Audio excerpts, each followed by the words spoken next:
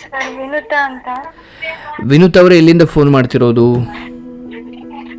ಆ, ಅಣ್ಣ ಲೈವ್ ಪ್ರೋಗ್ರಾಮನ? ಹೌದಮ್ಮ. ಹೌದಾ, ಕಾಲ್ ಕನೆಕ್ಟ್ ಆಗುತ್ತೆ ಹಿಂಗೆ ಅಂತ ಕಾಲ್ ಮಾಡಿದೆ. ನೀವು ಲೈವಲ್ಲಿ ಮಾತಾಡ್ತಿದ್ದೀರಾ? ಹಲೋ, ಹಾ ಅಣ್ಣ ಕೇಳಿಸ್ತಿದೆ. ಹೇಳಿ ಅಮ್ಮ, ಕಾರ್ಯಕ್ರಮ ನೋಡ್ತಾ ಇದ್ದೀರಾ? ಹ್ಞೂ ಅಣ್ಣ, ನೋಡ್ತಾನೆ ಇರ್ತೀನಿ ಪ್ರೋಗ್ರಾಮ್ನ. ಅಣ್ಣ ಹೇಳಿ ಅಮ್ಮ, ಏನಾದರೂ ಹಂಚ್ಕೊಳ್ಳೋದಿದೆಯಾ? ಚೆನ್ನಾಗಿದ್ದೀರಾ ಅಣ್ಣ?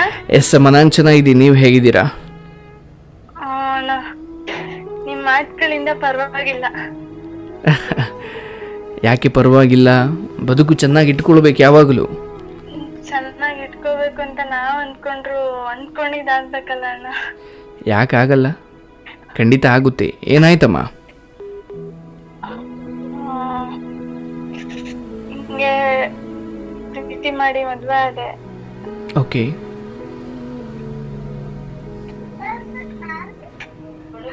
ಹೇಳಮ್ಮ, ಮನಸ್ಸು ಬಿಚ್ಚಿ ಮಾತನಾಡು. ಏನೇ ನೋವಿದ್ರು ಅಳ್ಬೇಕಾ ಅತ್ಬಿಡು, ನಗ್ಬೇಕಾ ನಗ್ಬಿಡು. ಓಕೆ ಅಣ್ಣ, ಓಕೆ. ಹೇಳಮ್ಮ. ಪ್ರೀತಿ ಮಾಡಿ ಮದ್ವೆ ಆದಣ್ಣ. ಟ್ವಿನ್ಸ್ ಮಕ್ಳು ನನ್ಗೆ. ಓಕೆ, ಅವಳಿ ಅವಳಿ ಮಕ್ಳು, ಒಂದ್ ಗಂಡು ಒಂದ್ ಹೆಣ್ಣು. ಓಕೆ. ಮಕ್ಳಿಗೆ 3 ವರ್ಷ.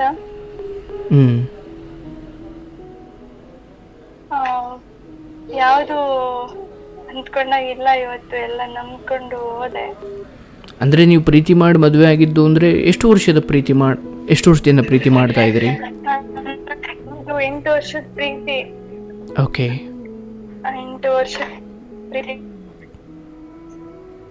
4 ವರ್ಷ ಆಯ್ತು ಮದ್ವೆ ಆಗಿ. ನಾನು ಡಿಗ್ರಿ ಫೈನಲ್ ಇಯರ್ ಓದ್ತಾ ಇದ್ದೆ. ಓಕೆ. ಅವಾಗ ಮದ್ವೆ ಆಗಿದ್ದು.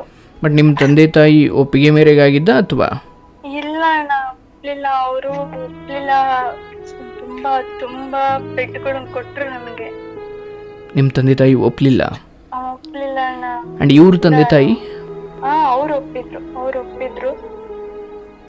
ನಮ್ಮ ತಂದೆ ತಾಯಿ ಹೊಡೆದು ಬಡ್ದು ಎಲ್ಲ ಮಾಡಿ, ಆದ್ರೂ ಏನ್ ಮಾಡಿದ್ರು ಆಗಲ್ಲ, ಬಿಟ್ಬದ್ಕೋಷ್ಟಿ ಇಲ್ಲ ನನ್ಗೆ ಅಂತ ಹೇಳಿ ಮನೇಲಿ ಬೇರೆ ಅಲ್ಲೇ ಎಲ್ಲ ಕರ್ಸಿದ್ರು. ಮದ್ವೆಗೆಲ್ಲ ಏರ್ಪಾಡ್ ಮಾಡ್ಕೊತಿದ್ರಲ್ಲೇ, ಗಂಡ್ಗಳನ್ನೆಲ್ಲ ಕರ್ಸಿ, ಇಲ್ಲ ಇದು ಸರಿ ಹೋಗಲ್ಲ ಬಿಟ್ರೆ ಅಂತ ಹೇಳಿ ಹೋಗ್ಬಿಟ್ಟೆ ಅಣ್ಣ. ಅಂದ್ರೆ ನಿಮ್ಮ ತಂದೆ ತಾಯಿಯನ್ನ ಬಿಟ್ಟು ನೀವು ಮದ್ವೆ ಆಯ್ತು? ಅಣ್ಣ, ಮದ್ವೆ ಆಯ್ತು. ಮದ್ವೆ ಆಗಿ 1 ಮಂತ್ಗೆನೆ ಒಪ್ಕೊಂಡ್ರು, ಅಪ್ಪ ಅಮ್ಮ ಒಪ್ಕೊಂಡ್ರು. ಒಪ್ಕೊಂಡ್ರು. ಈಗ ಏನಿಲ್ಲ, ಇವತ್ತು ಅಪ್ಪ ಅಮ್ಮ ಒಪ್ಕೊಂಡಿದ್ದಕ್ಕೆ ನನ್ನ ಜೀವನ ಇವತ್ತು ಎಲ್ಲೋ ಒಂದ್ ಕಡೆ ನೆಮ್ಮದಿ ಅನ್ನೋದಿದೆ. ಅಪ್ಪ ಅಮ್ಮ ಒಪ್ಕೊಂಡು ಮನೆಗ್ ಕರ್ಕೊಂಡಿದ್ದಕ್ಕೆ. ಈಗಲೂ ಅವರು ಅಷ್ಟೇ ಪ್ರೀತಿ ತೋರಿಸ್ತಾರ? ಅಂದ್ರೆ ಚುಚ್ಚಿ ಒಂದೊಂದ್ಸಲ ಮಾತಾಡ್ತಾರೆ. ಎನಿವೆ, ಬಟ್ ಈಗ ನಿಮ್ಮ ಗಂಡ? ಅವ್ರದೇ ಪ್ರಾಬ್ಲಮ್ ಆಗಿದೆ. ಎಸ್, ಅದನ್ನಷ್ಟೇ ಕೇಳಲಿಕ್ಕೆ ಬಂದೆ. ಏನಾಯ್ತಮ್ಮ? ಮಾತಾಡ್ತೀನಿ.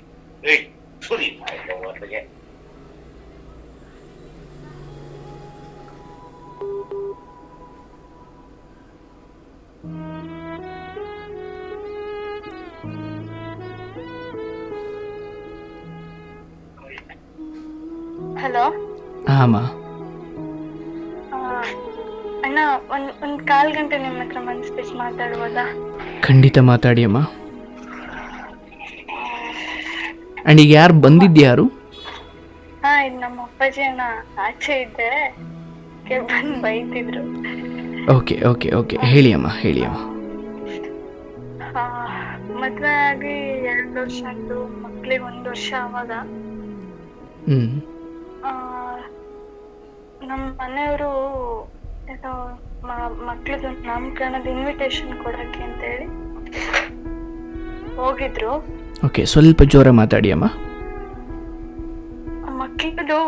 ಮಕ್ಳಿದು ನಾಮಕರಣದ ಇನ್ವಿಟೇಷನ್ ಕಾರ್ಡ್ ಕೊಡಕ್ಕೆ ಅಂತ ಹೇಳಿ ಒಬ್ರು ಮನೆಗೆ ಹೋಗಿದ್ರು. ಓಕೆ. ಅದು ಯಾರ ಮನೆ ಅಂತ ಅಂದ್ರೆ ಮುಂಚೆ ಲವ್ ಮಾಡ್ತಿದ್ರಂತೆ. ಅಂದರೆ ನಿಮ್ಮ ಮನೆಯವರು ನಿಮಗಿಂತ ಮುಂಚೆ ಲವ್ ಮಾಡ್ತಿದ್ದಂಥ ಹುಡುಗಿ ಮನೆ. ಹೋಗಿದ್ರಂತೆ. ಓಕೆ.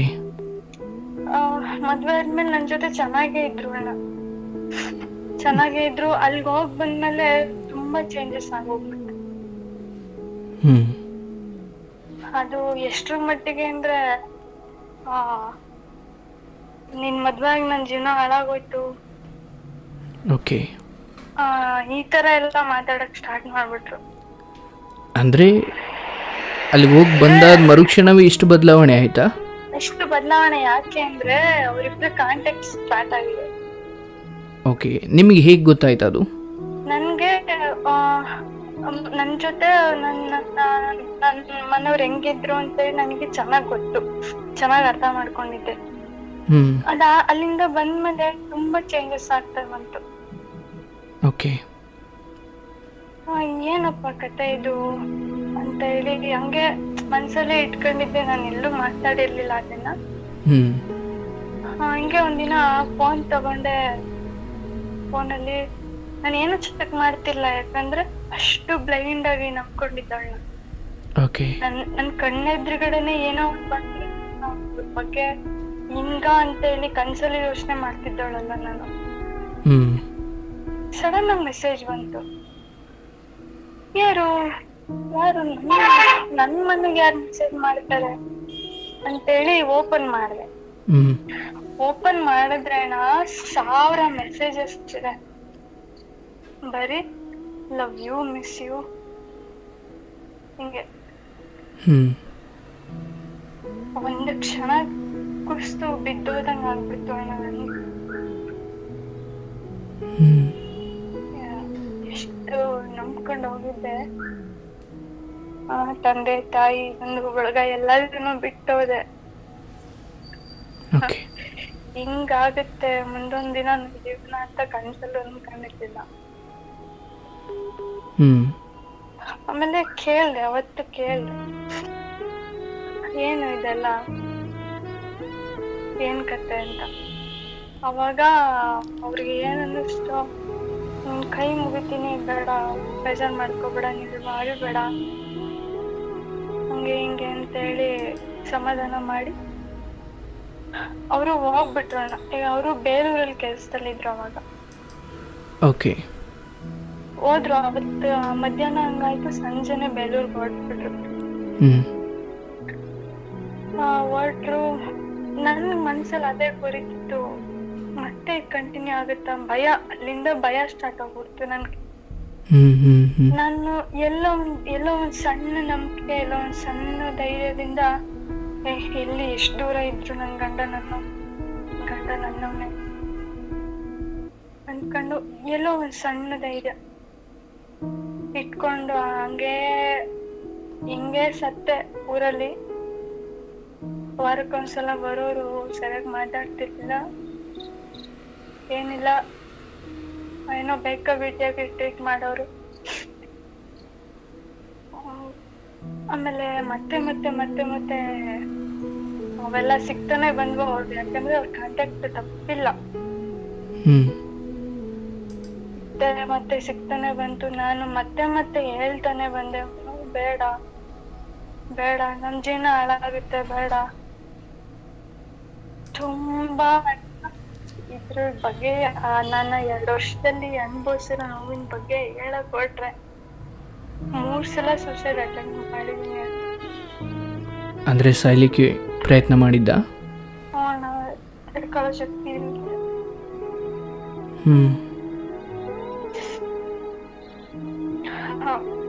ಯಾವಾಗ್ಲೂ ಸಾರಿ ಕೊಟ್ಟಾಗ್ಲೂ ಮಕ್ಳು ಮುಖ ನೋಡ್ಕೊಂಡು ಬೇಡ, ಮಕ್ಳಿದ್ದಾವೆ, ಅನ್ಸತ್ರೆ ಮಕ್ಳ ಸ್ಥಿತಿ ಏನಾಗುತ್ತೆ ಅನ್ನೋದು ಅದೊಂದು ಕಾರಣಕ್ಕೆ ಧೈರ್ಯ ತಂದ್ಕೊಂಡು ಬರುತ್ತೆ ಅಣ್ಣ.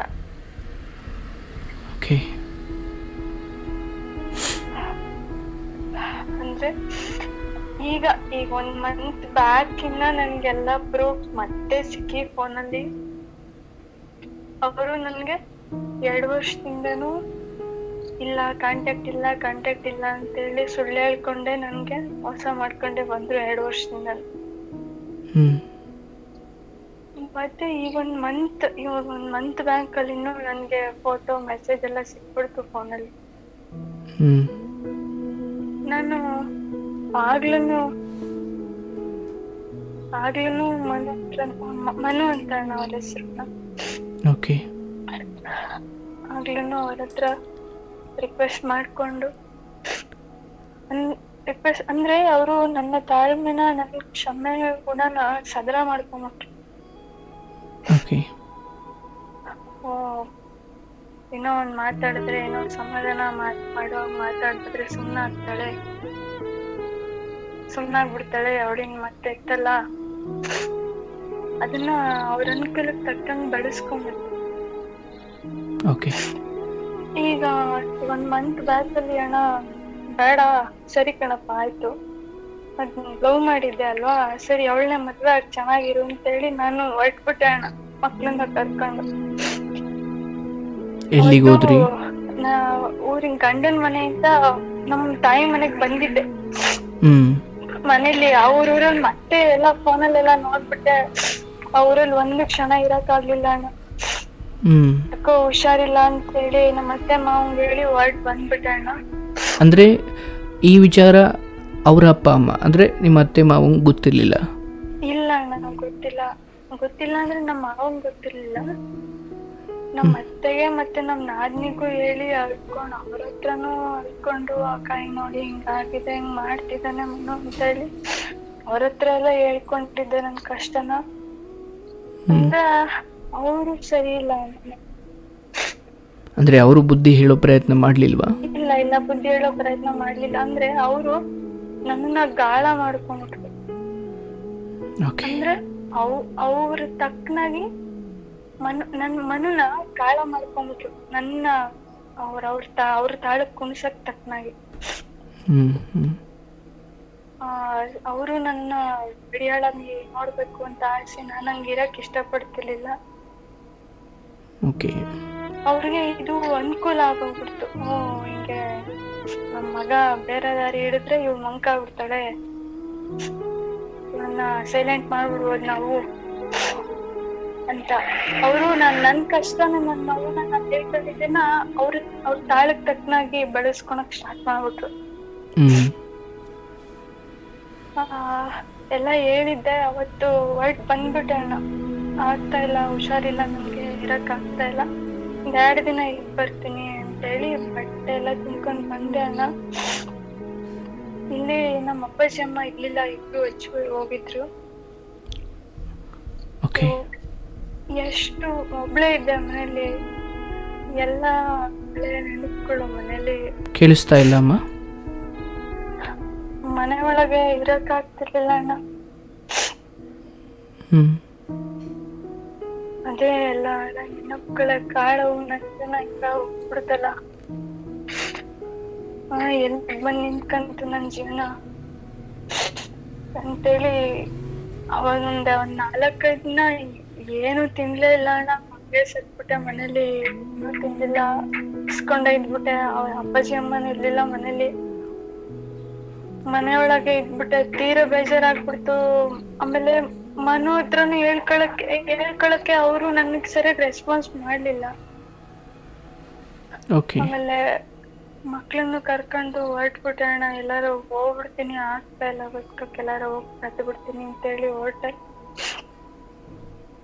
ನಾನು ಹೊರಟಾಗ್ಲೂನು ಹೋದ್ರೆ ಹೋಗ್ತಾಳೆ ತಗ ಅನ್ನೋ ರೇಂಜ್ಗೆ ಮಾತಾಡಿದ್ದು ಅವರು. ಯಾರು? ಮನೆಯವರು. ಅಂದ್ರೆ ನಿಮ್ ತವರು ಮನೆಯವರು? ಅಲ್ಲ ನನ್ ಗಂಡ. ಓಕೆ. ಅಲ್ಲ ನೀವು ತವರು ಮನೆಗೆ ಬಂದಾದ್ಮೇಲೆ ತಾನೇ ಹೇಳ್ತಾ ಇರೋದು ಇದನ್ನ?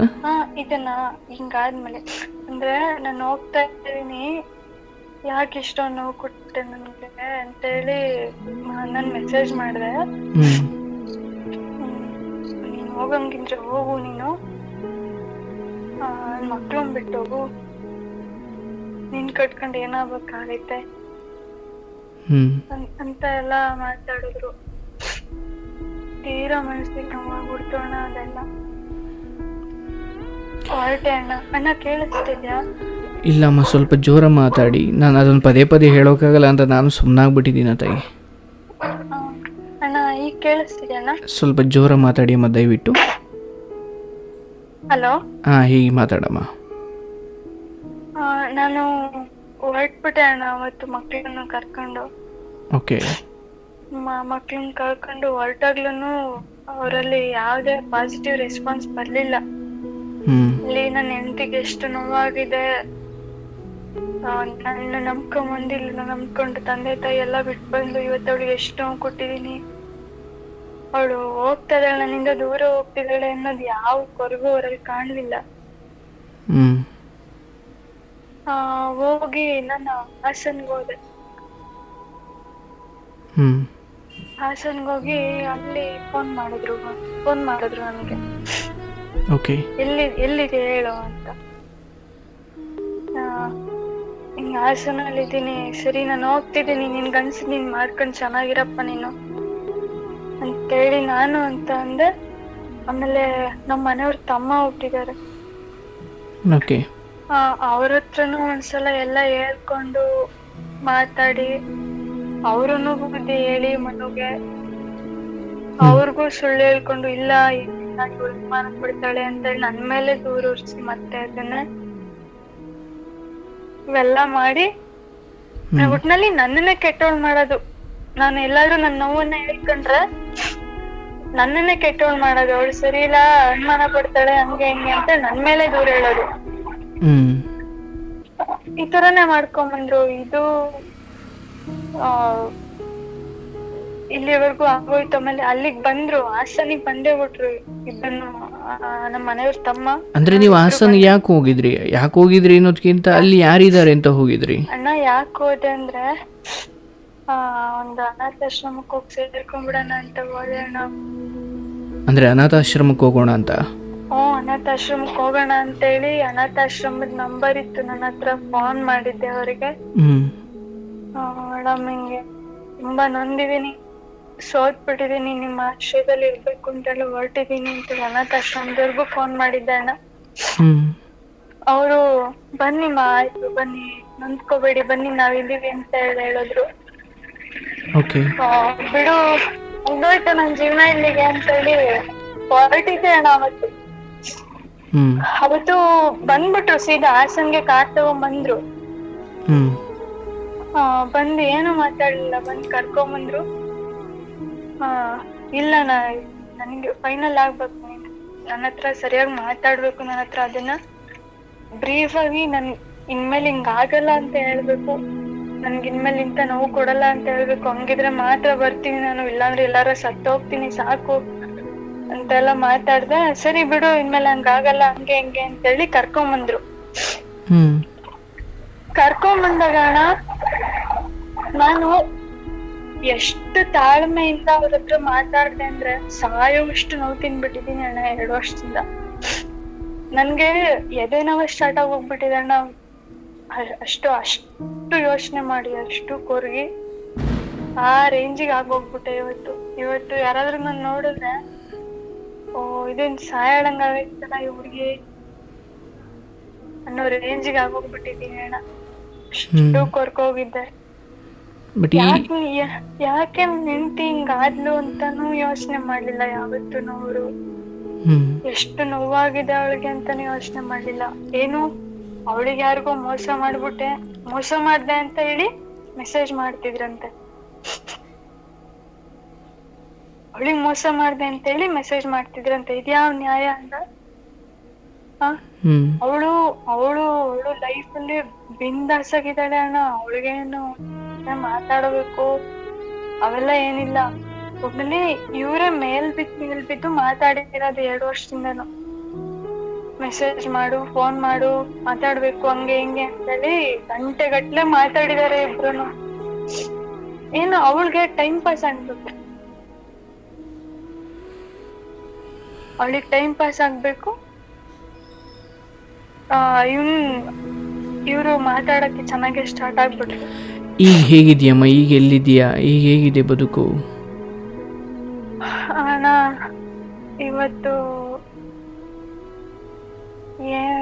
ಯಾವ್ದೋ ಒಂದ್ ಸಮಾಧಾನದಲ್ಲಿ ಇದೀನಿ ಅಣ್ಣ ಅಷ್ಟೇ. ಏನಮ್ಮ? ಯಾವ್ದೋ ಒಂದು ಸಮಾಧಾನದಲ್ಲಿ ಇದೀನಿ ಅಷ್ಟೇ ಅಣ್ಣ. ಇಲ್ಲ ಅವತ್ತು ಹೇಳಿದ್ರು ಇನ್ಮೇಲೆ ಮಾಡಲ್ಲ ಅಂತ ಹೇಳಿದ್ರು. ಇನ್ಮೇಲೆ ಮಾಡಲ್ಲ ನಂಬಿಕೆಲಿ, ಏನೋ ಸಣ್ಣ ನಂಬಿಕೆಲಿ ಇದೀನಿ ಅಷ್ಟೇ ಅಣ್ಣ. ಬಟ್ ಈಗ ಎಲ್ಲಿದ್ದೀಯ? ಮತ್ತೆ ಅವ್ರ ಮನೆಯಲ್ಲ ಅಥವಾ ಗಂಡನ ಮನೆಯಲ್ಲ? ತವ್ರ ಮನೇಲಿ ಇದೀನಿ. ಹುಷಾರಿಲ್ಲ ಅಣ್ಣ, ಅಡ್ಮಿಟ್ ಮಾಡಿದ್ರು ಚನ್ನರಾಯಪಟ್ಟಣದಲ್ಲಿ ಹಾಸ್ಪಿಟಲ್. ನನ್ಗೆ ಹುಷಾರಿರ್ಲಿಲ್ಲ. ಓಕೆ. ಇಬ್ಬರಾಳ ಮಕ್ಕಳು, ಅವ್ರಿಗೆ ಎಷ್ಟು ವರ್ಷ? ಅಣ್ಣ 3 ವರ್ಷ ಮಕ್ಕಳಿಗೆ ಅಣ್ಣ. 3 ವರ್ಷ. 3 ವರ್ಷ ಅಣ್ಣ. ಈಗ ನಿಮ್ಗೆ ಅನಿಸುತ್ತಾ ಅದನ್ನೆಲ್ಲ ಬಿಟ್ಟು ಆತ ಒಳ್ಳೆ ರೀತಿಯಲ್ಲಿ ಇದ್ದಾನೆ ಅಂತ? ಅಣ್ಣ 2 ವರ್ಷದಿಂದನೂ ಇಲ್ಲ ಹಿಂಗಿಲ್ಲ ಅಂತಾನೆ ನಂಬ್ಕೊಂಬಂದೆ. ನಾನು ಎಷ್ಟು ನಂಬ್ಕೊಂಬಂದೆ ಅಷ್ಟು ನನಗೆ ಮತ್ತೆ ಮತ್ತೆ ಮತ್ತೆ ಮತ್ತೆ ಪ್ರೂಫ್ ಸಿಗ್ತಾ ಹೋಗೋಯ್ತು. ಅಲ್ಲ, ಈಗ ನನ್ನ ಪ್ರಶ್ನೆ ಇರೋದು 2 ವರ್ಷ ಆದಮೇಲೆ ಮತ್ತೆ ಆ ರೀತಿ ಆಯಿತು ಆ್ಯಂಡ್ ಆಮೇಲೆ ನೀವು ನಿರ್ಧಾರ ಮಾಡಿದ್ರೆ ಇಲ್ಲ ನಾನು ಹೊರಡ್ತೀನಿ ಅಂತ. ಆ್ಯಂಡ್ ಆನಂತರ ಮತ್ತೆ ಕರ್ಕೊಂಡು ಬಂದರು. ಕರ್ಕೊಂಡು ಬರಬೇಕಾದ್ರೆ ಹೇಳಿದ್ರು ಇಲ್ಲ ಅದು ಮತ್ತೆ ಮರುಕಳಿಸಲ್ಲ ಅಂತ. ಆದರೆ ಅವ್ರು ಹೇಳ್ದಂಗೆ ಈಗ ಇದೆಯಾ? ಅಣ್ಣ ಈಗ ನನ್ನ ಫೋನಲ್ಲಿ ಏನು ಸಿಗಲ್ಲ ಅಣ್ಣ. ಫೋನಲ್ಲಿ ಏನೂ ಇಲ್ಲ. ಫೋನ್ ಯಾವಾಗಾದ್ರೂ ಒಂದೊಂದ್ಸಲ ನೋಡ್ತೀನಿ. ಭಯ. ನಾನು ಯಾಕೆ ಅದನ್ನು ಹೇಳಿದೆ ಅಂದರೆ, ಇನ್ಮೇಲೆ ಅವನು ಚೆನ್ನಾಗಿದ್ದರೂ ಒಂದು ನನ್ನ ಜ್ಞಾನದಲ್ಲಿ ಹೇಳೋದಾದರೆ ಅದು ಯಾವುದೋ ಸರಿ ಹೋಗದ ವಿಚಾರ. ಯಾಕಂದರೆ ಅದೊಂದು ಕಾಯಿಲೆ ಅಂಥವ್ರಿಗೆ. ಮನೆಯಲ್ಲಿರೋರು ಸತ್ರು ಕೂಡ ಅವ್ರಿಗೆ ಆ ಚಟ ಒಮ್ಮೆ ಒಂದು ರಕ್ತಪಾತದ ಮೂಲಕವೋ ಅಥವಾ ಒಮ್ಮೆ ಇನ್ನೇ ಎದ್ದೇಳೋದಕ್ಕೆ ಸಾಧ್ಯ ಆಗಲ್ಲ ಅನ್ನೋ ಒಂದು ಹೊಡೆತ ಕೊಡೋವರೆಗೂ ಅಂಥವ್ರ ಬುದ್ಧಿ ಕಲಿಯಲ್ಲ.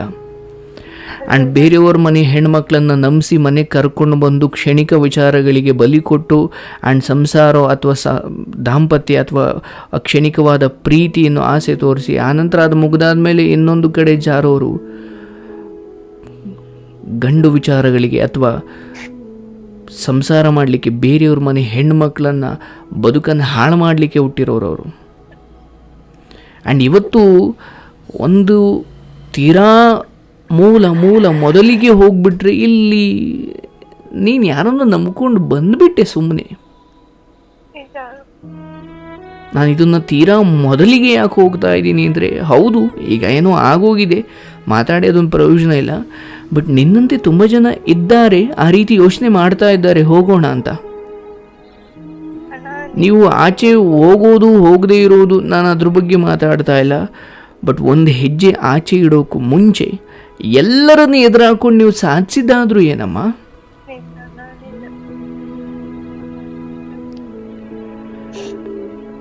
ಆ ಕ್ಷಣದ ಒಂದು ನಿರ್ಧಾರ ನಿನ್ನ ಬದುಕನ್ನು ಇಲ್ಲೆಲ್ಲಿ ತೆಗೆದುಕೊಂಡು ಹೋಗಿ ಬಂದ್ಬಿಡ್ತು. ಆ್ಯಂಡ್ ವಿನೂತ, ನನಗೆ ನಂಬಿಕೆ ಇದೆ ಖಂಡಿತ ನೀನು ಇದನ್ನು ಮೀರಿ ನಿಲ್ತೀಯ. ಆ್ಯಂಡ್ ಯಾವಾಗ ಒಂದು ಹೇಳಿದ್ನಲ್ಲ, ನೀವು ಅನಾಥಾಶ್ರಮಕ್ಕೆ ಹೋಗಿ ಬದುಕ್ತಿರೋ, ಎಲ್ಲೋ ವೃದ್ಧಾಶ್ರಮಕ್ಕೆ ಹೋಗಿ ಬದುಕ್ತಿರೋ, ಎಲ್ಲೋ ಅನಾಥ ಮಕ್ಕಳು ಸೇವೆ ಮಾಡ್ಕೊಂಡು ಬದುಕ್ತಿರೋ, ಖಂಡಿತ ನೆಮ್ಮದಿ ಇದೆಯಮ್ಮ. ನಾನು ಹೇಳೋದಿಷ್ಟೇ, ನಿನಗೆ ಅಂತಹ ಒಂದು ಧೈರ್ಯ ತಗೊಳ್ಳೋ ಶಕ್ತಿ ಇದೆ ಅಂತ ನೀನು ಒಮ್ಮೆ ಪರಿಚಯ ಮಾಡ್ಕೊಂಡ್ಬಿಟ್ಟಿದ್ದೀಯ.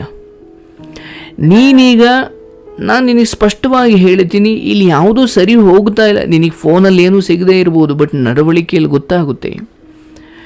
ಆ್ಯಂಡ್ ಒಂದೇನಾಗ್ಬಿಡುತ್ತೆ, ಆತ ಬಹುಶಃ ಒಳಗಡೆ ಮುಚ್ಚಿಟ್ಟು ಏನೇ ಮಾಡಿದ್ರು ಕೂಡ ಒಂದಿನ ಗೊತ್ತಾಗೇ ಆಗುತ್ತೆ. ಬಟ್ ನಾನು ಹೇಳೋದು ನಿನಗೆ, ಇವ್ರು ಎಂಥವರು, ಇವ್ರ ಒಳಗಡೆ ಏನು ಮಾಡ್ತಾ ಇದ್ದಾರೆ, ಮುಂದೆ ಯಾವತ್ತೋ ಒಂದು ದಿವಸ ಗೊತ್ತಾದಾಗ ಅದನ್ನು ಚೇತರಿಸ್ಕೊಳ್ಳೋದು ನಿನ್ನ ಹತ್ರ ಆಯಸೇ ಇರೋದಿಲ್ಲಮ್ಮ.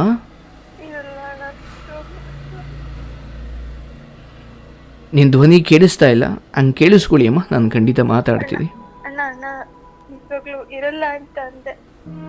ಇಲ್ಲಮ್ಮ, ನಿನ್ನ ಧ್ವನಿ ನನಗೆ ಕೇಳಿಸ್ತಾ ಇಲ್ಲ.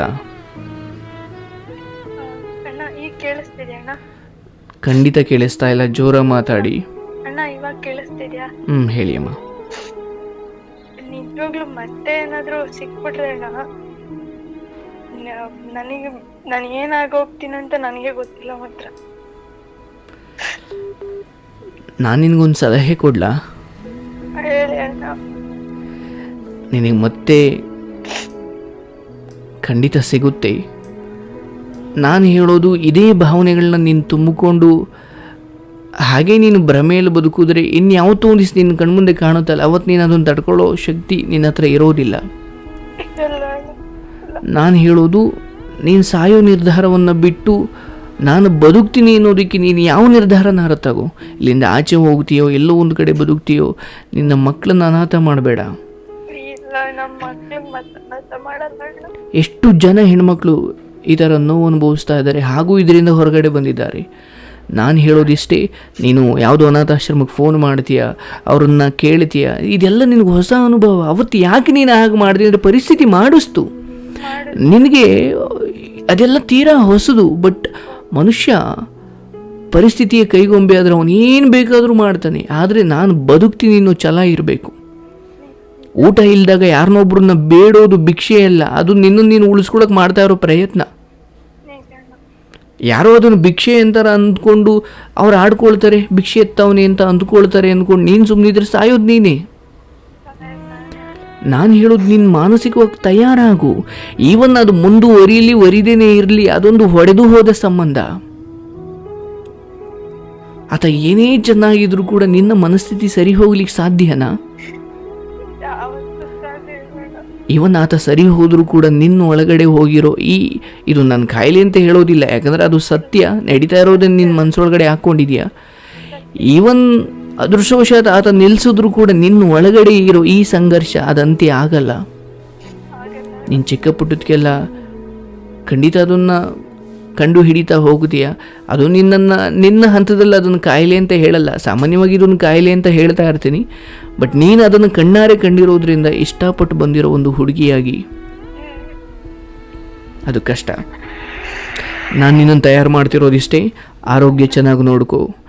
ಆ್ಯಂಡ್ ನಿನ್ನ ಆತ್ಮದ ಮೇಲೆ, ನಿನ್ನ ಬದುಕಿನ ಮೇಲೆ ಎಷ್ಟು ಶಕ್ತಿ, ಎಷ್ಟು ಛಲ ಇರಬೇಕಂದ್ರೆ, ನೀನು ಯಾವತ್ತೋ ಕಾಲು ತೆಗೆದು ಆಚೆ ಹೋಗಿದ್ದೆ, ದೊಡ್ಡ ನಿರ್ಧಾರ ಮಾಡಿದ್ದೆ ನಾನು ದೂರ ಹೋಗಿ ಬದುಕ್ತೀನಿ ಅಂತ. ಅಂತಹದೊಂದು ಪರಿಸ್ಥಿತಿ ಬಂದರೆ ನಾನು ಹೆದರಲ್ಲ ಅಂತ ನೀನು ತಯಾರಾಗಿರು.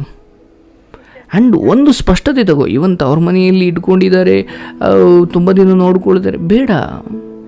ಯಾವುದೋ ಒಂದು ಯಾರಿಗೂ ಭಾರ ಆಗೋದು ಬೇಡ ಅಲ್ವಾ? ಇಲ್ಲ ಅಣ್ಣ, ಯಾಕಂದ್ರೆ ಎಷ್ಟೊಂದು ದಿನ ಅಂತೇಳಿ ನಾವು ಹೋದ್ಬಿಟ್ಟೆ, ಮನ್ಸಿಗೆ ನೋವಾಯ್ತು ಅಂತೇಳಿ ಎಷ್ಟೊಂದು ದಿನ ಬಂದಿದ್ದೀನಿ ತವ್ರ ಮನೆಗೆ. ನಿನ್ನ ಧ್ವನಿ ಕೇಳ್ತಾ ಇಲ್ಲ ತಾಯಿ, ನನ್ನ ಹತ್ರ ಮತ್ತೆ ಮಾತಾಡ್ತೀನಿ. ಅಣ್ಣ ಹಲೋ. ದಯವಿಟ್ಟು ನಾನು ಅದನ್ನು ಮತ್ತೆ ಹೇಳೋಕೆ ನನಗೂ ಇಷ್ಟ ಇಲ್ಲ. ಸಾಧ್ಯವಾದರೆ ಜೋರಾಗಿ ಮಾತಾಡಿ. ಅಣ್ಣ ಈಗ ಕೇಳಿಸ್ತಿದ್ಯಾ? ಹೇಳಮ್ಮ. ಎಷ್ಟೊಂದು ದಿನ ಬಂದಿದ್ದೀನಿ ಅಣ್ಣ, ಮನ್ಸಿಗೆ ನೋವಾಯ್ತು ಅಂತ ತವ್ರ ಮನೆಗೆ. ಬಂದಾಗೆಲ್ಲ ಬರೀ ನೋವೇ ಸಿಕ್ಕಿರೋದು ನನಗೆ, ಸಮಾಧಾನ ಏನು ಸಿಕ್ಕಿಲ್ಲ. ನೋಡು ವಿನೂತ, ಒಂದು ಮಾತು ಅರ್ಥ ಮಾಡ್ಕೊ. ಇಷ್ಟೆಲ್ಲ ಬಂದ್ಬಿಟ್ಟಿರೋ ನೀನು, ಇಷ್ಟೆಲ್ಲ ನೋವು ತಿಂದಿರೋ ನೀನು, ಇನ್ನು ಒಬ್ಬರ ಮೇಲೂ ನಿನ್ನ ನಿರೀಕ್ಷೆ ಇಡಬೇಡ. ಎಲ್ಲರ ಮೇಲೂ ನಂಬಿಕೆ ಇಡು. ಬಟ್ ಯಾರೋ ನನ್ನನ್ನು ನೋಡ್ಕೊಳ್ತಾರೆ, ಯಾರೋ ನನ್ನನ್ನು ಸಂತೈಸ್ತಾರೆ, ಯಾರೋ ನನ್ನನ್ನು ಸಾಂತ್ವನ ಹೇಳ್ತಾರೆ, ಯಾರ ಮೇಲೂ ನೀನು ನಿರೀಕ್ಷೆ ಇಟ್ಕೊಳ್ಬೇಡ. ಇದೆಲ್ಲ ನೋವು. ನೀನು ಇದಾದ ಮೇಲೆ ಯಾರೋ ನನ್ನನ್ನು ಸಾಂತ್ವನ ಹೇಳ್ತಾರೆ, ಯಾರೋ ನನ್ನನ್ನು ಆಶ್ರಯ ಕೊಡ್ತಾರೆ, ಯಾವ ನಿರೀಕ್ಷೆನೂ ಬೇಡ. ನಿನ್ನನ್ನು ನೀನು ಕಾಪಾಡಿಕೊಳ್ಳೋದಕ್ಕೆ ನೀನು ಕೂಲಿ ಮಾಡ್ತೀಯೋ ಬೇಡ್ತೀಯೋ ಗೊತ್ತಿಲ್ಲ, ನೀನು ಜೀವಂತವಾಗಿರು. ನಿನ್ನ ಮಕ್ಕಳು ಸಹ ಅವಶ್ಯವಾಗಿ ನಿನ್ನ ಜೊತೆ ಜೀವಂತವಾಗಿರ್ತಾರೆ. ನಾನು ಹೇಳೋದಿಷ್ಟೇ, ಖಂಡಿತ ನಾನು ಗೊತ್ತಿಲ್ಲ, ನಾನು ನಿನ್ನ ಜೊತೆ ಬಹಳ ಲೇಟಾಗಿ ಮಾತಾಡ್ತಿದ್ದೀನೋ ಏನೋ ಗೊತ್ತಿಲ್ಲ. ಅಣ್ಣ ನಿಜವಾಗ್ಲೂ ಅಣ್ಣ ಕೇಳಿಸ್ತಿದ್ಯಾ? ಆಮ ಅಣ್ಣ, ನಾನು ನಿಮ್ಗೆ ಒಂದೂವರೆ ವರ್ಷದಿಂದಾನೇ ಮೆಸೇಜ್ ಮಾಡಿದ್ದೆ ನಿಮ್ಗೆ. ಓಕೆ. ನನ್ಗೆ ಟ್ವಿನ್ಸ್ ಮಕ್ಳಿದಾವೆ ಅಣ್ಣ, ಮುಂಚೆ ಹೋಗ್ಬಿಟ್ಟೆ, ಮನ್ಸಿಗೆ ತುಂಬಾ ನೋವಾಯ್ತು ಅಂತೇಳಿ ಮೆಸೇಜ್ ಮಾಡಿದ್ದೆ ನಿಮ್ಗೆ. ಶುಭವಾಗ್ಲಿ ಅಂತೇಳಿ ರಿಪ್ಲೈ ಮಾಡಿದ್ರಿ ನೀವು ಅಷ್ಟೇ. ಬಟ್ ನಾನು ಯಾವಾಗ್ಲೂ ಯಾವಾಗ ಫೋನ್ ಇಟ್ಕೊಂಡ್ರು ನನ್ ಮೊದ್ಲು ನೋಡೋದ್ ನಿಮ್ ಪ್ರೋಗ್ರಾಮ್ ಅಣ್ಣ. ನಿಮ್ದು ಯಾವ್ದಾದ್ರು ಒಂದ್ ವಿಡಿಯೋ ಇದ್ಯಾ, ನನ್ ಫೋನಲ್ಲಿ ಮೊದ್ಲು ಸರ್ಚ್ ಮಾಡೋದೇ ನಿಮ್ದು ಯಾವ್ದಾದ್ರು ವಿಡಿಯೋ ಇದೆಯಾ ಅಂತಾನೆ ಅಣ್ಣ. ಇವಾಗ್ಲು ನನ್ನ ಫೋನಲ್ಲಿ ಇರೋಂತ ಅರ್ಧ ವಿಡಿಯೋಗಳು ನೀವು ಮಾತಾಡಿರೋ ವಿಡಿಯೋಗಳೇ ಅಣ್ಣ. ಯಾವಾಗ್ಲೂನು ನಾನು ಅಲ್ಲಿ ಮನೇಲಿ ಕೆಲಸ ಮಾಡೋವಾಗ್ಲೂನು ಅದನ್ನೇ ಹಾಕೊಂಡಿರ್ತೀನಿ. ಯಾಕಂದ್ರೆ ಮನ್ಸು ಬೇರೆ ಕಡೆ ಹೋಗ್ಬಿಟ್ರೆ ಎಲ್ಲಿ ನಾನ್ ಸೋತೋಗ್ಬಿಟ್ಟಿದೀನಿ ಅನ್ನೋವರೆಗೂ ನನಗೆ ಜಾಸ್ತಿ ಆಗ್ಬಿಡುತ್ತೋ. ನಿಜ ನಿಜ ನಿಜ. ನಿಮ್ ಮಾತುಗಳು ಕೇಳ್ತಾ ಇದ್ರೆ ಇಲ್ಲ ನಾನ್ ಬದುಕ್ಬೇಕು, ಒಳ್ಳೇದಾಗುತ್ತೆ ಅನ್ನೋ ನಂಬಿಕೆ ಬರುತ್ತೆ ಅನ್ನೋ ಒಂದ್ ಕಾರಣಕ್ಕೆ ನಿಮ್ ವಿಡಿಯೋಗಳನ್ನ ಮತ್ತೆ ಮತ್ತೆ ರಿಪೀಟ್ ಕೇಳ್ಕೊಂಡೆ ಮನೇಲಿ ಕೆಲಸ ಮಾಡುವ ಅಣ್ಣ. ನಾನು ಅದನ್ನ ನಿಮಗ್ ಸ್ಟಾರ್ಟಿಂಗ್ ಅಲ್ಲೇ ಹೇಳ್ದೆ, ನಿಮ್ ಮಾತುಗಳಿಂದ ಬದುಕಿದೀನಿ ಅಂತ ಅಂದೆ ಅಣ್ಣ. ಹೌದಾ? ನನಗದು ಸರಿ ಕೇಳಿಸ್ಲಿಲ್ಲ ತಾಯಿ. ನಿಜವಾಗ್ಲು ಅಣ್ಣ, ನಿಮ್ ಮಾತುಗಳಿಂದ ಬದುಕಿದೀನಿ ಅಣ್ಣ. ಹಾಗೇನಿಲ್ಲ ವಿನೂತಾ, ಡೋಂಟ್ ವರಿ. ನಾನು ಈಗ ಒಂದು ಭರವಸೆ ಕೊಡ್ತೀನಿ, ನಿನ್ನ ಕಷ್ಟದ ದಿನಗಳು ಕಳೆಯವರೆಗೂ ಖಂಡಿತ ನಾವು ನಿನ್ನ ಜೊತೆ ನಿಲ್ತೀವಿ. ನಾನಿದು ಕೇವಲ ಒಂದು ಭರವಸೆ ಅಲ್ಲ, ಒಬ್ಬ ಅಣ್ಣನಾಗಿ, ಒಬ್ಬ ಗೆಳೆಯನಾಗಿ ಇದು ನನ್ನ ಕರ್ತವ್ಯ ಅಂತ ನಾನು ಭಾವಿಸ್ತೀನಿ. ನಾನು ಅದಕ್ಕೆ ಮತ್ತೆ ಹೇಳಿದೆ, ನೀವು ಯಾಕೆ ಲೇಟಾಗಿ ಸಿಕ್ಕಿದ್ರು ಅಥವಾ ಗೊತ್ತಿಲ್ಲ, ಭಗವಂತನ ಇಚ್ಛೆ, ಆತನ ಇಚ್ಛೆ ಏನಿದೆಯೋ. ಆಮೇಲೆ ಇನ್ನೊಂದ್ಸಲ ಕಾಲ್ ಕನೆಕ್ಟ್ ಮಾಡ್ತೀವಿ ಅಂತೇಳಿ ಅಂತ ಅಂದ್ರು, ನಿಮ್ ಬೇರೆಯವ್ರು ಯಾರೋ ಅಂತ ಅಂದ್ರು. ಓಕೆ. ಇನ್ ಯಾವಾಗ್ಲೂ ಕನೆಕ್ಟ್ ಮಾಡ್ಬೋದು ಅಂತೇಳಿ ಅವತ್ ಕಾದೆ, ಕನೆಕ್ಟ್ ಮಾಡ್ಲಿಲ್ಲ. ನಿಮ್ ಹತ್ರ ಮಾತಾಡೋ ಅವಕಾಶ ಸಿಗ್ಲೇ ಇಲ್ವಾ ಮತ್ತೆ ಅಂತ ಅನ್ಕೊಂಡು ಸುಮ್ಮನಾದೆ ಅಣ್ಣ.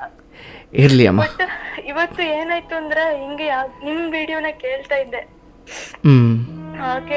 ನೋಡೋಣ ಒಂದೇ ಒಂದ್ಸಲ ಕಾಲ್ ಟ್ರೈ ಮಾಡೋಣ ಅಂತ ಹೇಳಿ ಕಾಲ್ ಟ್ರೈ ಮಾಡ್ದೆ. ಹೆಂಗೋ ಅದೃಷ್ಟವಶಾತ್ ಸಿಕ್ತು ನನ್ಗೆ. ಅರೇ, ಪ್ರತಿ ಸೋಮವಾರ, ಗುರುವಾರ, ಶನಿವಾರ ರಾತ್ರಿ 8 ಗಂಟೆಯಿಂದ ಈಗ ನೀವೇನು ಮಾತಾಡ್ತಿದ್ದೀರಲ್ವಾ, ಈ ಥರ ಕಾರ್ಯಕ್ರಮ ಇರುತ್ತೆ.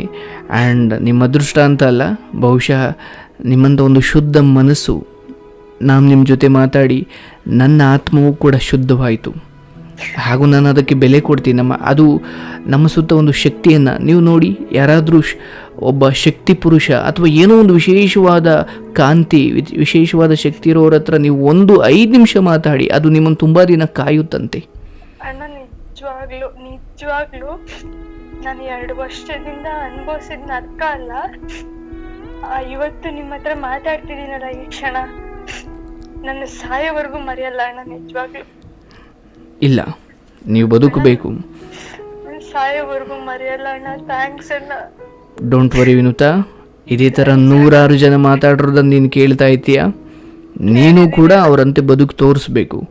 ಆ್ಯಂಡ್ ಡೋಂಟ್ ವರಿ, ಭಗವಂತನ ರೂಪದಲ್ಲಿ ಯಾರೋ ಬರ್ತಾರೆ, ನಿನ್ನನ್ನು ಕಾಪಾಡ್ತಾರೆ. ನಿನ್ನನ್ನು ಕೋಟ್ಯಾಧಿಪತಿ ಮಾಡದೇ ಇರ್ಬೋದು, ನಿನ್ನಂಥ ಒಳ್ಳೆ ಸನ್ನಡತೆ ಉಳ್ಳಂಥವ್ರಿಗೆ, ಒಳ್ಳೆಯದನ್ನೇ ಹಾರೈಸುವಂಥವ್ರಿಗೆ, ಇನ್ನೇನು ಮುಗೀತು ಬದುಕು ಅನ್ನೋಷ್ಟರಲ್ಲಿ ಕೈ ಹಿಡಿಯೋರು ಯಾರೋ ಒಬ್ಬರು ಬರ್ತಾರೆ. ದಯವಿಟ್ಟು ಯೋಚನೆ ಮಾಡಬೇಡ. ಗೊತ್ತಿಲ್ಲ ಯಾವುದೋ ಒಂದು ಮಾರ್ಗದರ್ಶನ ರೂಪದಲ್ಲಿ ಬರುತ್ತೋ, ಒಬ್ಬ ವ್ಯಕ್ತಿ ರೂಪದಲ್ಲಿ ಬರ್ತಾನೋ. ನೋಡಿ, ಅನಾಥಾಶ್ರಮದಲ್ಲಿ ಇಲ್ಲಮ್ಮ, ಇಲ್ಲಿ ತುಂಬ ಜನ ಇದ್ದಾರೆ ಅಂತ ಹೇಳಲಿಲ್ಲ, ಅಲ್ಲಿ ಯಾರೋ ಬಾರಮ್ಮ ಆಯಿತು ಅಂತ ಹೇಳಿದ್ರು. ನಿಜವಾಗ್ಲು ನಾನು ಅಣ್ಣ, ನಿಜವಾಗ್ಲು ಮೆಂಟಲಿ ಅವತ್ತು ಪ್ರಿಪೇರ್ ಆಗ್ಬಿಟ್ಟಿದ್ದೆ ಅಣ್ಣ. ಮುಗ್ದೋಯ್ತು ನನ್ನ ಜೀವನ, ನಾನು ಈಗ ಹೋಗದೆ ಸರಿ, ಮುಗ್ದೋಯ್ತು ನನ್ನ ಜೀವನ. ಈಗ ಸುಮ್ನೆ ಯಾಕೆ ಇನ್ನೊಬ್ರಿಗೆ ಭಾರವಾಗಿರ್ಬೇಕು? ಈಗ ಅಪ್ಪ ಅಮ್ಮನ ಮನೆಗೆ ಹೋದ್ರೆ ಅವರು ಚುಚ್ಚು ಮಾತಾಡ್ತಾರೆ, ಗಂಡನ ಮನೇಲಿ ಅವರು ಒಂಥರ ಭಾರ ಅನ್ನೋ ಟ್ರೀಟ್ ಮಾಡ್ತಾರೆ ನನ್ನನ್ನ. ಈ ನಂಬ್ಕೊಂಡು ಹೋಗಿದ್ದೆ, ನನ್ ಮಗನು ನನಗ್ ಮೋಸ ಮಾಡ್ದ. ಇನ್ನೇನ್ ಉಳ್ದೈತೆ ಜೀವನದಲ್ಲಿ? ನನ್ ಮಕ್ಳಿದಾವೆ, ಕರ್ಕೊಂಡು ಹೋಗ್ಬಿಡೋಣ ಸಾಕು, ಯಾರಿಗೂ ಭಾರವಾಗಿರೋದ್ ಬೇಡ ಅಂತೇಳಿ ಹೊರಟ್ಬಿಟ್ಟಿದ್ದೆ ನಾವು. ಎಂತೆಂಥ ಕಷ್ಟಗಳನ್ನ ಅನುಭವಿಸಿದ್ಯವ್ವ. ಅಳು, ಎಷ್ಟು ಅಳಬೇಕೋ ಹೊತ್ತು ಬಿಡು. ಅದು ನಿನ್ನ ಮನಸ್ಸನ್ನು ಹಗುರ ಮಾಡಿಕೊಳ್ಳೋದಕ್ಕೆ ಹೊರತು ನೀನು ಪ್ರಾಮಿಸ್ ಮಾಡಬೇಕು, ನಾನು ಎಷ್ಟು ಸ್ಪಷ್ಟವಾಗಿ ಹೇಳಿದ್ನೋ ನಾನು ನಿಮ್ಮ ಬೆಂಬಲವಾಗಿರ್ತೀನಿ ಅಂತ ನೀನು ಅಷ್ಟೇ ಸ್ಪಷ್ಟವಾಗಿ ಹೇಳಬೇಕು. ಏನೇ ಬಂದ್ರಿ ನಾನು ಯಾರಿಗೂ, ತವ್ರ ಮನೆಗಾಗಲಿ ಯಾರಿಗೂ ಭಾರ ಆಗಲ್ಲ. ಅಣ್ಣ, ನಾನು ಸಾಯೋ ನಿರ್ಧಾರ ಯಾವತ್ತೂ ಮಾಡಲ್ಲ ಅಂತ ನೀನು ಹೇಳಬೇಕು. ಅಣ್ಣ, ನೀನು ಅನಾಥಾಶ್ರಮಕ್ಕೆ ಹೋಗಿದ್ದೆ ಅಲ್ವಾ, ಅಲ್ಲಿ ತಂದೆ ತಾಯಿಯನ್ನೇ ನೋಡದ ಮಕ್ಕಳು ಇವತ್ತಿಗೂ ತಲೆ ಮೇಲೆ ಹೊಡೆದ್ರು, ಯಾರು ಅವ್ರನ್ನ ಕೇಳದೇ ಇರೋ ಆ ಪರಿಸ್ಥಿತಿಲಿರೋ ಮಕ್ಕಳಿಗಿಂತ ಘೋರ ಇದೆಯಮ್ಮ ನಿನ್ನ ಬದುಕು. ಅಣ್ಣ, ನಾನು ನಿಜವಾಗ್ಲೂ ನನ್ನ ಬಗ್ಗೆ ನಾನು ಯೋಚನೆ ಮಾಡ್ಕೊಂಡು ಕೂತಾಗ ನನ್ನಂತೆ ಎಷ್ಟೊಂದು ಹೆಣ್ಮಕ್ಳು ಅನ್ಭವಿಸ್ತಾರೆ, ಅನ್ಭವಿಸ್ತಾ ಇದ್ದಾರೆ. ನಾನು ಅವ್ರನ್ನ ನೋಡ್ಬೇಕು. ನನ್ಕಿಂತ ನೋವನ್ನು ಅನುಭವಿಸ್ತಾ ಇರೋ ಹೆಣ್ಮಕ್ಳಿದ್ದಾರೆ. ಅಲ್ವಾ, ಏನೋ ಒಂದ್ ಸಮಾಧಾನ ಮಾಡ್ಕೋಬೋದಲ್ವಾ? ಅಂದ್ರೆ ಅಣ್ಣ, ಆ ಸಮಾಧಾನ ಮಾಡ್ಕೊಂಡ್ರೆ ಅದು ಒಂದ್ ಕ್ಷಣ ಇರ್ತಿತ್ತು ಅಣ್ಣ, ಅಷ್ಟೇ. ಮತ್ತೆ ಅದೇ ಅದೇ ನೋವು ಕಾಡೋದು ನನ್ನ. ಮೋಸ ಹೋಗ್ಬಿಟ್ಟೆ ಅಲ್ವಾ? ಇಲ್ಲ, ನೀನು ಹಾಗೆ ಅಂದ್ಕೊಳ್ಬೇಡ. ನಿಜವಾಗ್ಲೂ ನೀನು ಯಾವತ್ತೂ ಮೋಸ ಹೋಗಿಲ್ಲ. ಆ್ಯಂಡ್ ಮೋಸ ಹೋಗಿರೋರು ಯಾರೋ ಈ ಕ್ಷಣಕ್ಕೆ ಚೆನ್ನಾಗಿದ್ದಾರೆ, ಬಟ್ ಅವ್ರಿಗೆ ಗೊತ್ತಾಗುತ್ತೆ ನಿಜವಾಗ್ಲೂ ಯಾರು ಮೋಸ ಹೋಗಿದ್ದು ಅಂತ. ಆದರೆ ನಾನೀಗ ನಿನ್ನಲ್ಲಿ ತಲೆಯಲ್ಲಿ ತುಂಬ್ತಾ ಇರೋದು, ಈ ಹಿಂದೆ ಏನಾಯಿತು ಅದು ಯಾವುದನ್ನು ನೀನು ನೆನೆಸ್ಕೊಂಡು ಅಳಬೇಡ, ಅದು ಮುಗ್ದೋಗಿರೋದು. ಈಗ ನೀವು ನಮ್ಮ ಸಂಪರ್ಕ ಸಿಕ್ಕಿದ ಮೇಲೆ ನೀವು ಬದುಕನ್ನು ನೋಡೋ ರೀತಿ ಬದಲಾಗಬೇಕು. ನಾವು ಪದೇ ಪದೇ ಹೇಳಿದಾಗಲೂ, ವಿಡಿಯೋ ನೋಡಿದಾಗಲೂ, ಅಥವಾ ಈ ಜ್ಞಾನವನ್ನು ನಿಮ್ಮ ತಲೆ ಒಳಗಡೆ ತುಂಬಿಕೊಂಡಾಗಲೂ ಕೂಡ ಹಳೆಯದ್ರ ಬಗ್ಗೆನೇ ಕೊರುಕೊಂಡು ಒಂದು ಜೋಕ್ ಹೇಳಿದ್ರೆ ಒಂದು ಸಲ ಜನ ನಗ್ತಾರೆ. ಅದೇ ಜೋಕನ್ನು ಮತ್ತೆ ಹೇಳಿದ್ರೆ ಜನ ಒಂದು ಸ್ವಲ್ಪ ನಗಬಹುದಷ್ಟೇ, ಆದರೆ ಮೊದಲಿನಷ್ಟು ನಗುವುದಿಲ್ಲ, ಹೌದಲ್ವಾ? ಜೋಕು ಹಳೆಯದಾದಷ್ಟು ಜನ ನಗುವುದನ್ನು ನಿಲ್ಲಿಸ್ತಾರೆ. ಆದರೆ ಎಷ್ಟು ದುರಾದೃಷ್ಟ ಅಂದರೆ, ಒಂದು ನಗುವ ವಿಚಾರವನ್ನು ಒಂದ್ಸತಿ ನಗು ಸುಮ್ಮನಾಗ್ತಾರೆ, ಆದರೆ ಅಳೋ ವಿಚಾರ ಇದೆಯಲ್ಲ ಇಡೀ ಜೀವನ ಪೂರ್ತಿ ಹಾಗೆ ಹೇಳ್ತಾರೆ, ಇನ್ನೂ ಜಾಸ್ತಿ ಆಗುತ್ತೆ ಹೊರತು ಕಡಿಮೆ ಆಗಲ್ಲ. ಇದು ಮನುಷ್ಯನಿಗಿರೋ ಅತ್ಯಂತ ದೊಡ್ಡ ಶಾಪ. ಆದರೆ ಇದೊಂದು ಶಾಪ ಅಂತ ಯಾರು ಜ್ಞಾನಕ್ಕೆ ತನ್ನಗೆ ತಾನು ತಿಳ್ಕೊಳ್ತಾನಲ್ಲ, ಅವನು ಬದುಕನ್ನು ಗೆದ್ದ ಅಂತ ಅರ್ಥ. ಒಂದು ಜೋಗಿಗೆ ಪದೇ ಪದೇ ನಗಲ್ಲ ಅನ್ನೋದಾದರೆ, ಒಂದು ನೋವಿಗೆ ನಾವು ಪದೇ ಪದೇ ಯಾಕೆ ಹೇಳಬೇಕು? ಅದರಲ್ಲಿ ಏನು ಅರ್ಥ ಇದೆ ಅಂತ ನಿನಗೆ ಈ ಬದುಕಿನ ಜ್ಞಾನ ನಿನ್ನ ತಲೆ ಒಳಗಡೆ ಹೋಗ್ಬಿಟ್ರೆ, ದಯವಿಟ್ಟು ನಿನಗೇನು ನೋವಿದೆಯೇ, ಗೊಂದಲ ಇದೆ, ಬಹುಶಃ ನನ್ನ ಮಾತು ನಿನ್ನನ್ನು ಸಡನ್ನಾಗಿ ಒಂದು ಪರಿಹಾರವನ್ನು ಕೊಡದೇ ಇರ್ಬೋದು. ಬಟ್ ನಿಮಗೂ ಯಾರೋ ಒಬ್ಬರು ಈ ಜಗತ್ತಲ್ಲಿ ನಿನ್ನ ಕಷ್ಟವನ್ನು ಕೇಳೋರಿದ್ದಾರೆ. ಆ್ಯಂಡ್ ಇಲ್ಲಿ ಕೇಳ್ತಾ ಇರೋ 100 ಜನ ನಿನಗೋಸ್ಕರ ಹಾರೈಸ್ತಾ ಇದ್ದಾರೆ.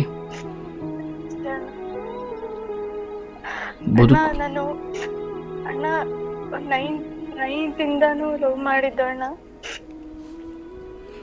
ಓಕೆ, ಅಣ್ಣ. ಕೇಳಿಸ್ತಾ ಇದೆಯಮ್ಮ? ಅಣ್ಣ ಮಾತಾಡ್ಬೋದಲ್ವಾ ಅಣ್ಣ? ಹೇಳಿ ಅಮ್ಮ, ಹೇಳಿ.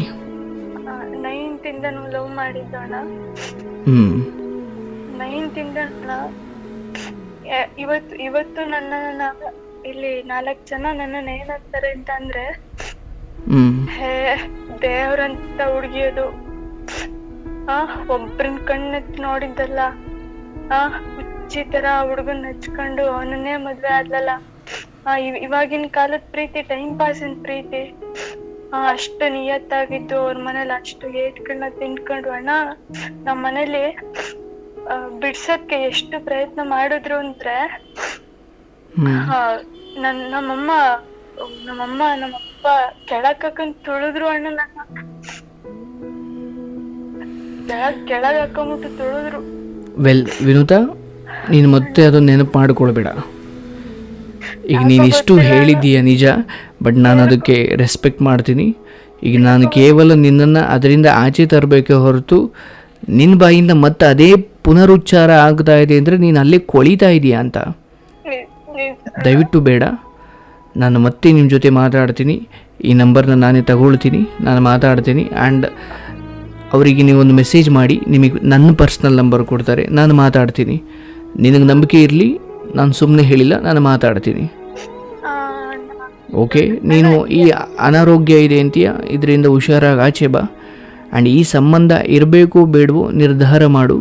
ಆ್ಯಂಡ್ ಇದ್ದರೆ ಹೇಗಿರಬೇಕು, ಇಲ್ಲಾಂದರೆ ನಾನು ಎಲ್ಲಿರಬೇಕು, ಇದೆಲ್ಲ ನಿರ್ಧಾರ ನೀವೇ ತಗೊಳ್ಬೇಕು. ನಾವು ಕೇವಲ ಮಾರ್ಗದರ್ಶನ ಕೊಡ್ಬೋದಷ್ಟೇ. ಬಟ್ ನೀನು ಬದುಕಬೇಕು, ನಿನಗಲ್ಲಿ ಬದುಕೋ ಶಕ್ತಿ ಇದೆ. ಹಾಗೂ ನೀನು ಈ ಹಿಂದೆ ದೊಡ್ಡ ನಿರ್ಧಾರ ತಗೊಂಡಿದ್ದೆ. ಆ್ಯಂಡ್ ಯಾರಿಲ್ಲ ಅಂದರೂ ನಾನು ಎಲ್ಲಿ ಹೋಗಿ ಬದುಕಬೇಕು, ನಾನು ಏನು ಮಾಡಬೇಕು ಅನ್ನೋ ಸ್ಪಷ್ಟತೆ ನಿನಗಿದೆ.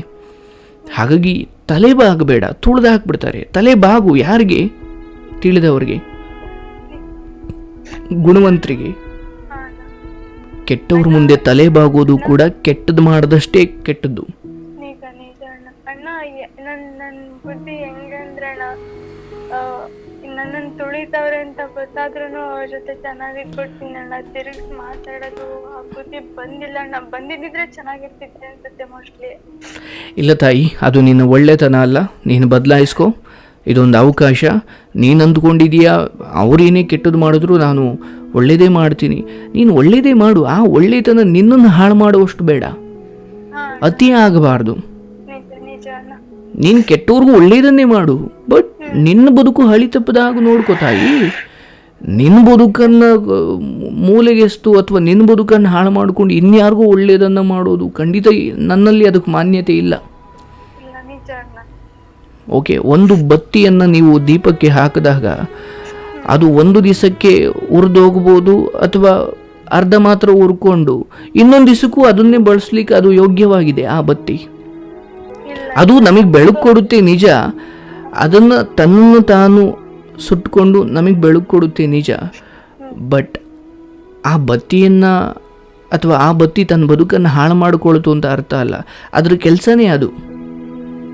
ಅದನ್ನು ತನ್ನನ್ನು ತಾನು ಸುಟ್ಕೊಳ್ಬೇಕು, ಜಗತ್ತಿಗೆ ಬೆಳಕು ಕೊಡಬೇಕು. ಹೌದಲ್ವಾ? ಅಣ್ಣ. ಮನುಷ್ಯನ ಸ್ವಭಾವ ಹೇಗೆಂದರೆ, ಹೌದು ನೀನು ಒಳ್ಳೇದು ಮಾಡು, ಬಟ್ ನಿನ್ನ ಬದುಕನ್ನು ಒಳ್ಳೆ ರೀತಿಯಲ್ಲಿ ನೋಡ್ಕೊ. ಇದು ನಿನ್ನ ಸ್ವಭಾವ. ಬತ್ತಿ ತನ್ನನ್ನು ತಾನು ಹುರ್ಕೊಂಡು ಹೇಗೆ ಜಗತ್ತಿಗೆ ಬೆಳಕು ಕೊಡಬೇಕು, ಸೂರ್ಯ ತನ್ನನ್ನು ತಾನು ಸುಟ್ಟುಕೊಂಡು ಜಗತ್ತಿಗೆ ಬೆಳಕು ಕೊಡೋದು ಅದು ಆತನ ಧರ್ಮವಾದರೆ, ಆತನ ಕರ್ತವ್ಯವಾದರೆ, ನಿನ್ನ ಬದುಕನ್ನು ನೀನು ಕಾಪಾಡಿಕೊಂಡು ಆನಂತರ ನೀನು ಬೇರೆಯವ್ರಿಗೆ ಕೈ ಚಾಚು. ಓಕೆ, ದಯವಿಟ್ಟು ಈ ಸೂಕ್ಷ್ಮಗಳನ್ನು ಅರ್ಥ ಮಾಡ್ಕೊ, ಒಳ್ಳೆಯದಾಗುತ್ತೆ. ಯೋಚನೆ ಮಾಡಬೇಡ.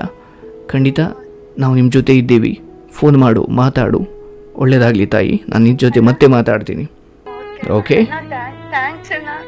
ಅರೆ, ಒಳ್ಳೆಯದಾಗಲಿ ತಾಯಿ. ನಿನ್ನ ಮುಖದ ಮೇಲೆ ನಗು ಇರಲಿ ಅಷ್ಟೇ. ನನ್ನ ಪ್ರಾರ್ಥನೆ ನಿನ್ನ ಮುಖದ ಮೇಲೆ ನಗು ಇರಲಿ. ಥ್ಯಾಂಕ್ ಯು ಸೋ ಮಚ್ ಅಣ್ಣ. ಅಳಬೇಡ, ಅಳಬೇಡ. ಸೋನು ಜೊತೆ ಮಾತಾಡಿದೀಯಾ? ಥ್ಯಾಂಕ್ಸ್ ಅಣ್ಣ. ಈ ಅಳುವಿನಲ್ಲಿ ನಾನು ನಗು ನೋಡ್ತಾ ಇದ್ದೀನಿ. ನಿಮ್ಮಲ್ಲೊಂದು ಖುಷಿ ಇದೆ, ಆ ಖುಷಿ ಅಳುವಿನ ರೂಪದಲ್ಲಿ ಆಚೆ ಬರ್ತಾ ಇದೆ ಅಷ್ಟೇ. ನಿಜವಾಗ್ಲೂ ನಿಮ್ಮ ಹತ್ರ ಮಾತಾಡಿ ತುಂಬಾ ಖುಷಿ ಆಯ್ತು ಅಣ್ಣ. ಏನು ಹೇಳಿ, ಒಳ್ಳೇದಾಗ್ಲಮ್ಮ. ಧೈರ್ಯವಾಗಿರು. Thank you. ಹ್ಞೂ ಅಣ್ಣ, ಆಯ್ತಣ್ಣ.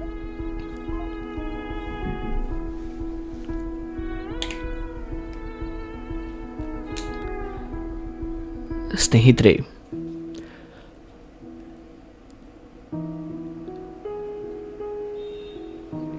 ಇವತ್ತೊಂದು ಮೆಸೇಜ್ ನೋಡಿದೆ, ಹೀಗೆ ಓದಬೇಕಾದ್ರೆ ಸಿಕ್ಕಿದ್ದು. ಒಂದು ಹೆಣ್ಣು ತೀರಾ ಸೌಂದರ್ಯವತಿ ಆದರೂ ಕೂಡ ಈಕೆ ಸೌಂದರ್ಯವತಿ ಅಂತ ಸಾಯಿಸ್ತಾರೆ.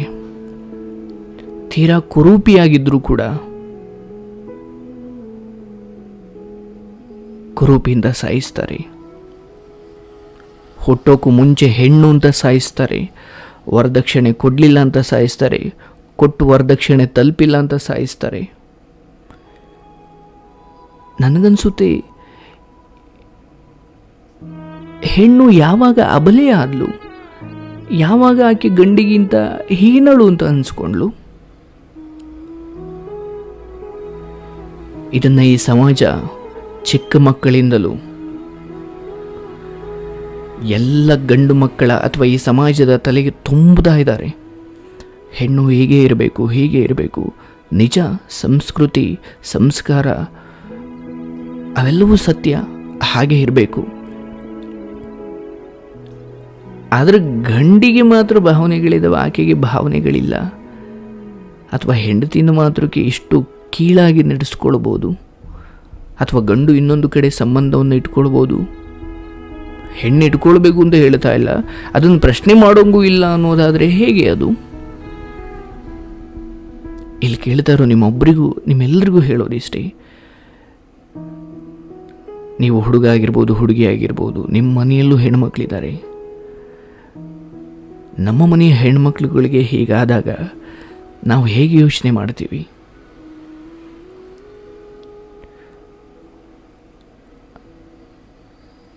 ಅದರಲ್ಲೂ ಹುಡುಗರಿಗೆ ನಾನು ಹೇಳೋದಿಷ್ಟೇ, ನಿಮ್ಮನ್ನು ನಂಬಿ ಬರೋ ಹೆಣ್ಮಕ್ಳನ್ನು ನೀವು ತುಂಬ ಶ್ರೀಮಂತಿಕೆಯಿಂದ ನೋಡ್ಕೊಳ್ಳೋಕೆ ಆಗದೇ ಇದ್ರೂ ಕೂಡ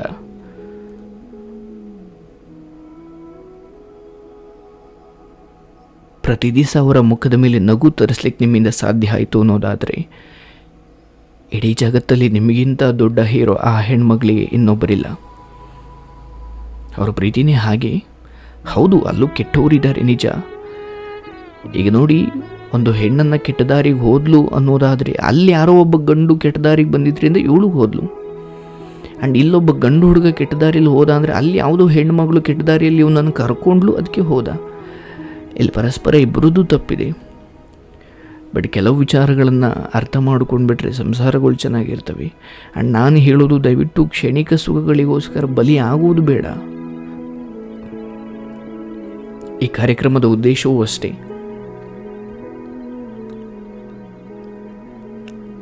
ಬಹುಶಃ ನಿಮ್ಮ ಬದುಕನ್ನು ಇಲ್ಲ, ಧರ್ಮವಂತರಿಗೆ ಕಾಲ ಇಲ್ಲ, ಸತ್ಯವಂತರಿಗೆ ಕಾಲ ಇಲ್ಲ, ಹೇಗೆ ಅಂದುಕೊಂಡು ಭ್ರಮೆಯಲ್ಲಿ ಬದುಕೊಂಡು ಕ್ಷಣಿಕ ಸುಖಕ್ಕೆ ಬಲಿಯಾಗಿ ಬೇರೆಯವರ ಹೆಣ್ಮಕ್ಳು ಬದುಕಲ್ಲ ಆಟ ಆಡಿ, ಭಾವನೆಗಳ ಜೊತೆ ಆಟ ಆಡಿ, ತೋಳಲ್ಲಿ ಶಕ್ತಿ ಇದೆ, ಯಾವುದೋ ರಾಜಕಾರಣಿ ಅಥವಾ ಯಾವುದೋ ಪಕ್ಷದ ಬೆಂಬಲ ಇದೆ ಅಂದುಕೊಂಡು ಕೈಲಾಗದವರ ಶೋಷಣೆ ಮಾಡ್ತಾ ಅವ್ರಿಗೆ ಕಣ್ಣೀರು ಹಾಕ್ಸ್ತಾ ಎಷ್ಟು ದಿನ ಬದುಕ್ತೀರಾ? ಖಂಡಿತ ಒಂದು ಅಂತ್ಯ ಇದೆ. ಎಲ್ಲದಕ್ಕೂ ಅಂತ್ಯ ಇದೆ. ನಿಮ್ಮ ತೋಳ ಬಲಕ್ಕೂ ಅಂತ್ಯ ಇದೆ. ನಿಮ್ಮ ಇನ್ಫ್ಲೂಯೆನ್ಸ್ಗೂ ಅಂತ್ಯ ಇದೆ. ಈ ಸತ್ಯವನ್ನು ನೀವು ಅರ್ಥ ಮಾಡಿಕೊಂಡ್ರೆ ನಿಮ್ಮ ಬದುಕು ಬಂಗಾರವಾಗಿರುತ್ತೆ. ಪ್ರತಿಯೊಬ್ಬ ಮನುಷ್ಯನೂ ಕೂಡ ತೋಳಲ್ಲಿ ಬಲ ಇದ್ದಾಗ, ಆಯಸ್ಸು ಗಟ್ಟಿ ಇದ್ದಾಗ, ಹಣಬಲ ಇದ್ದಾಗ, ಅಧಿಕಾರ ಬಲ ಇದ್ದಾಗ ಹೇಗಿರ್ತಾನೆ ಅನ್ನೋದು ಇದ್ಯಾವುದೂ ಇಲ್ಲದಾಗ ಅವನನ್ನು ಹೇಗಿಡಬೇಕು ಅಂತ ವಿಧಿ ನಿರ್ಧಾರ ಮಾಡುತ್ತೆ. ಎಲ್ಲವೂ ಇದ್ದಾಗ ಮೆರೆದು ಎಲ್ಲವೂ ಒಂದು ಕ್ಷಣ ಹೊರಟಾದ ಮೇಲೆ ಬೀದಿಗೆ ಬರ್ತೀರಾ.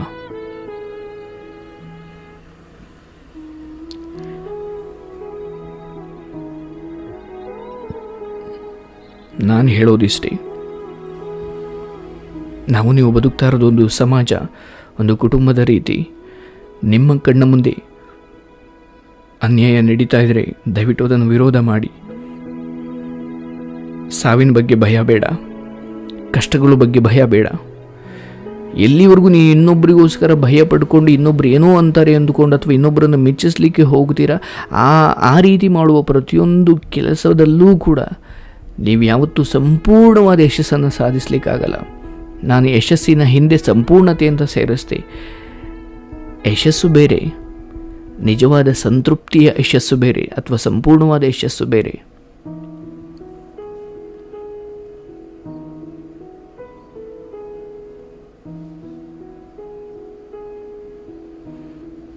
ನಿಮ್ಮ ಮಗ 100 ಮೀಟರ್ ರನ್ನಿಂಗ್ ರೇಸ್ ಓಟದಲ್ಲಿ ಓಡ್ತಾ ಇದ್ದಾನೆ. ಆತ ಫಸ್ಟ್ ಬಂದ. ಆದರೆ ನಿಮ್ಮ ಪಕ್ಕದ ಮನೆಯದೇ ನಿಮ್ಮ ಮಗನ ವಯಸ್ಸಿನ ಒಬ್ಬ ಹುಡುಗ ಟ್ರ್ಯಾಕ್ ಮೇಲೆ ಬಿದ್ದು ಕಾಲೇಟ್ ಮಾಡಿಕೊಂಡು ನಡೆಯಲಾರದ ಸ್ಥಿತಿಗೆ ಬಂದ. ಈಗ ನಿಮ್ಮ ಮಗ ಗೆದ್ದ ಅಂತ ಖುಷಿ ಪಡ್ತಿರೋ, ಅಥವಾ ನಿಮ್ಮಂತೆಯೇ ನಿಮ್ಮ ಮಗನಂತೆ ಇರೋ ಒಬ್ಬ ಮಗ ಆ ಸ್ಥಿತಿಗೆ ಬಂದ ಅಂತ ದುಃಖ ಪಡ್ತಿರೋ? ನೋಡಿ, ಆ ಖುಷಿ ಸಂಪೂರ್ಣವಾಗಲಿಲ್ಲ. ಗೆದ್ದ ಸರಿ, ಅದೊಂದು ಸಂತೋಷ, ಆದರೆ ಆ ಸಂತೋಷ ಪೂರ್ಣವಾಗಲಿಲ್ಲ. ಹಾಗೆ ನಾನು ಹೇಳೋದು, ಕ್ಷಣಿಕವಾಗಿ ನೀವೇನೋ ಸಂತೋಷ ತಗೊಳ್ಬೋದು, ಬಟ್ ಅದು ಪೂರ್ಣ ಆಗೋಕೆ ಅನೈತಿಕ ಮಾರ್ಗ ಒಳ್ಳೆಯದಲ್ಲ. ಈ ಮೂಲಕ ನಾನು ಇಷ್ಟೇ ಹೇಳಲಿಕ್ಕೆ ಹೊರಟಿದ್ದು. ಬಹುಶಃ ಈ ಹುಡುಗಿ ತೆಗೆದುಕೊಂಡ ಒಂದು ಚಿಕ್ಕ ತಪ್ಪು ನಿರ್ಧಾರ ಇವತ್ತು ಈ ಸ್ಥಿತಿಗೆ ಬಂದು ನಿಲ್ಲಿಸಿದೆ. ಹಾಗಾಗಿ ನಾನು ಹೇಳೋದು, ನೀವು ಯಾರನ್ನು ಎಷ್ಟಾದರೂ ಪ್ರೀತಿ ಮಾಡಿ, ಬಟ್ ಒಂದು ಸಂಸಾರ, ಒಂದು ದಾಂಪತ್ಯ ಅಂತ ನಿರ್ಧಾರ ಮಾಡೋಕ್ಕೂ ಮುಂಚೆ ಸ್ವಲ್ಪ ಯೋಚನೆ ಮಾಡಿ.